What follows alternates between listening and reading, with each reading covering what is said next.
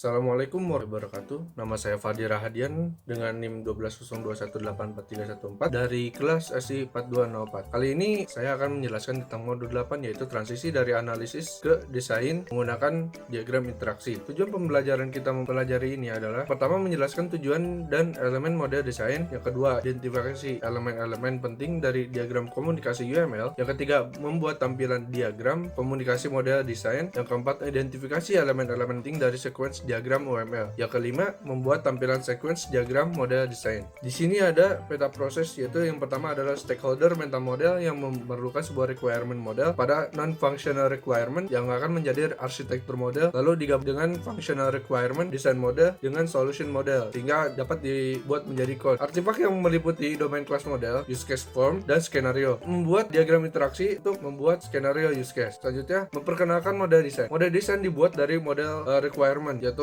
use case dan model domain. Model desain dapat digabungkan dengan model arsitektur untuk menghasilkan sebuah model solusi. Diagram UML adalah nama kolektif untuk diagram berikut. Pertama, sequence diagram, yang kedua diagram komunikasi, sebelumnya dikenal dengan diagram kolaborasi, diagram ikhtisar interaksi, lalu kombinasi diagram aktivitas dan urutan fragmen diagram. Setiap diagram interaksi UML digunakan untuk menunjukkan urutan interaksi yang terjadi antara objek selama satu atau dua skenario use case, sepotong skenario satu use case, dan diagram interaksi UML juga dapat digunakan untuk menunjukkan urutan interaksi yang terjadi antara sistem dan subsistem. Membandingkan analisis dan desain. Analisis bisa membantu untuk memodalkan apa yang diketahui tentang proses bisnis yang harus didukung sistem, yaitu use case dan model domain. Desain bisa membantu untuk memodalkan bagaimana sistem akan mendukung proses bisnis. Model desain terdiri atas komponen batas atau user interface, komponen layanan, dan komponen entitas. Selanjutnya ada analisis kekokohan. Analisis kekokohan adalah proses yang membantu dalam mengidentifikasi komponen desain yang akan diperlukan dalam model desain,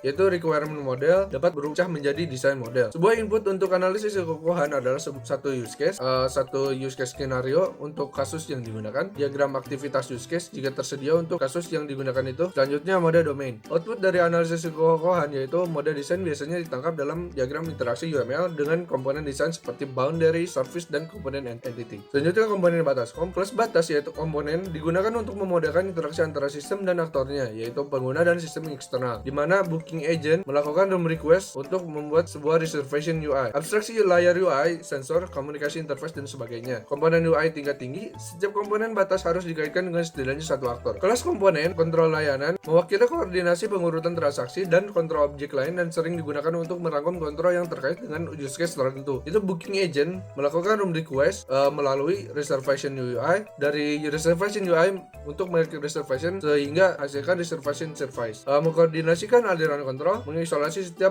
perubahan alur kerja dari komponen batas dan entitas. Selanjutnya ada komponen entitas. Kelas entitas adalah komponen digunakan untuk memodalkan informasi yang berumur panjang dan sering persisten. Booking agent melakukan room request lalu ke reservation UI sehingga akan membuat sebuah make reservation ke reservation service yang akan mengeluarkan sebuah method create ke bernama reservation. Entitas biasanya terkait dengan objek domain. Bagian besar entitas bersifat persistence. Entitas dapat memiliki perilaku yang kompleks. Komponen layanan dan entitas. Komponen entitas akan sering memiliki komponen layanan yang sesuai, dimana yang setelah tadi kita melakukan reservation service, create, set room, set price, reservation, lalu nanti akan menuju ke room service, yaitu akan mencari sebuah ruangan yang menghubungkan sebuah ke ruangan. Objek layanan akan sering mengontrol objek entitas yang sesuai. Objek layanan dapat mendelegasikan ke objek layanan lain. Komponen batas dan entitas. Komponen batas dapat sering mengambil atribut dari sebuah komponen entitas. Setelah room service melakukan find room dari room, maka dilanjutkan ke reservation untuk kirimkan lagi ke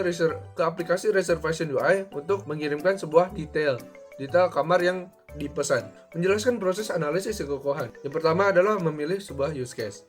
Yang kedua, membuat diagram komunikasi atau sequence diagram yang memenuhi aktivitas kasus yang digunakan. Yang pertama dari membuat diagram komunikasi yaitu identifikasi komponen desain yang mendukung kegiatan kasus yang digunakan. Gambarkan asosiasi antara komponen-komponen tersebut, lalu beri label pada asosiasi dengan sebuah message. Selanjutnya, konversi diagram komunikasi menjadi sequence diagram atau sebaliknya untuk tampilan alternatif. Mengidentifikasi elemen-elemen diagram. Diagram komunikasi UML terdiri dari elemen-elemen berikut, yaitu satu object node, yang kedua sequence number, message name, parameter, message direction, stereotype, return object, lalu create object stereotype. Ada sebuah variasi dari diagram komunikasi yang sebelumnya. Nah, dapat kita lihat di gambarnya seperti kayak gini.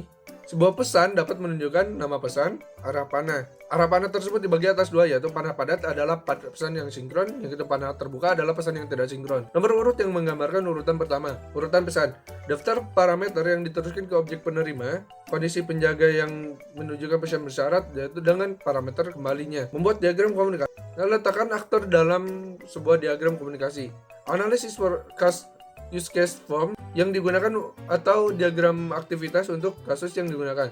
Untuk setiap tindakan dalam kasus yang digunakan yaitu ada 4 yang harus kita identifikasi, yaitu identifikasi dan tambahkan komponen batas, identifikasi dan tambahkan komponen layanan, identifikasi dan tambahkan komponen entitas. Identifikasi dan tambahkan interaksi lebih lanjut, menemukan metode baru, batas, layanan, dan komponen entitas. Letakkan aktor dalam diagram komunikasi, yaitu aktor yang pertama adalah booking agent, itu yang langkah keduanya mengidentifikasi komponen. Agen pemesanan membuat permintaan kamar melewati tanggal kedatangan, arrival date, tanggal keberangkatan, departure date, jenis kamar, room type yang diminta. Itu booking agent merequest sebuah ke reservation UI. Objek batas reservation UI menggunakan objek reservation service untuk membuat sebuah reservasi. Dari reservation UI ini kita melanjutkan ke aktor selanjutnya, yaitu reservation service untuk menggunakan sebuah metode make reservation. Langkah selanjutnya mengidentifikasi komponen. Metode make reservation di objek reservation service membuat objek entitas reservasi. Itu yang setelah tadi reservation service kita dilanjutkan ke reservation untuk create tanggal keberangkatan, tanggal kedatangan, dan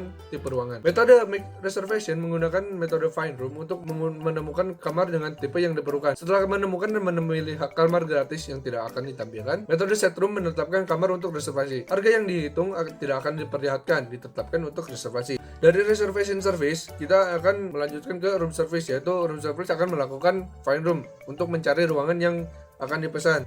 Room service juga menghubungkan akan ke aktor room. Selanjutnya setelah itu kembali lagi ke reservation service yang menggabungkan ke reservation.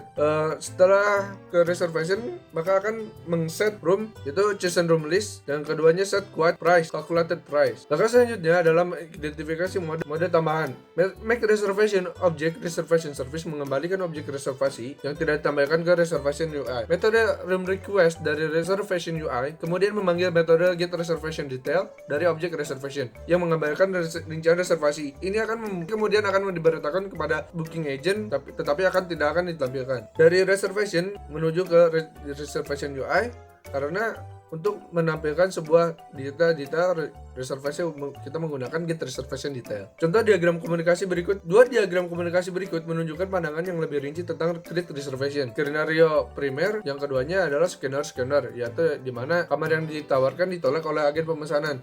Detail yang lebih halus telah dihilangkan untuk mengurangi kompleksitas. Berikut adalah diagram komunikasi. Ya, alur diagram komunikasi yang dicontohkan gambar tersebut adalah yang pertama dari room request membuat sebuah make reservation ke create reservation, lalu ke find room untuk mencarikan sebuah room list, lalu untuk set room, set quote price, selanjutnya masuk ke nomor 2 yaitu accept reservation, confirm reservation detail, lalu yang kedua yaitu adalah accept reservation, ke payment guarantee, confirm reservation, lalu confirm reservation detail. Contoh kedua diagram komunikasi adalah jalur sekunder di mana pemesanan ditolak, yaitu yang pertama adalah dari booking agent melakukan room request, make reservation, lalu membuat create, find room, room list, frag find sufficient room for date, set room, frag calculate price, set quote price, itu masuk ke nomor 2 yaitu rejection, lalu cancel reservation menuju ke destroy, frag get rest sale. Sequence diagram dapat memberikan sebuah perspektif yang berbeda tentang interaksi antar objek. Ya, selanjutnya dapat digunakan sebagai pengganti dalam komunikasi, dapat dikonversi ke atau dari diagram komunikasi sebuah bukti yang bisa lebih berguna bagi developer, yaitu menyorot urutan waktu dari sebuah interaksi. Identifikasi elemen dari sequence diagram. Sequence diagram mendukung notasi fragmen. Penggunaan fragmen meliputi menampilkan urutan loop, menampilkan jalur alternatif, mengizinkan dua skenario atau lebih ditampilkan pada satu diagram, menampilkan referensi ke fragmen diagram sequence terperinci lainnya. Memungkinkan Anda untuk memecah diagram besar menjadi beberapa diagram yang lebih kecil. Berikut adalah contoh fragmen. Sequence diagram. 3 sequence diagram berikut menunjukkan tampilan yang lebih rinci dari create reservation. Skenario primer yaitu berhasil dan skenario yang tidak berhasil di dalam satu diagram menggunakan fragmen alternatif. Yang kedua adalah skenario tidak berhasil di mana kamar yang ditawarkan ditolak oleh booking agent. Yang ketiga adalah fragmen sequence diagram yang menunjukkan perincian yang lebih halus untuk fragmen get reservation detail dan meliputi fragmen loop. Berikut adalah contoh. Ya, contoh kedua dari sequence diagram yaitu di mana contoh kedua sequence diagram di mana Diagram tersebut menunjukkan bahwa kamar yang dipesan ditolak oleh booking agent. Berikut adalah contoh ketiga. Summary yang kita dapatkan dari modul tersebut adalah yang pertama, diagram interaksi digunakan untuk mengidentifikasi komponen desain yang memenuhi use case. Interaksi objek dapat divisualisasikan dengan UML, diagram komunikasi dengan sequence diagram. Baik, segitu saja dari saya. Wassalamualaikum warahmatullahi wabarakatuh.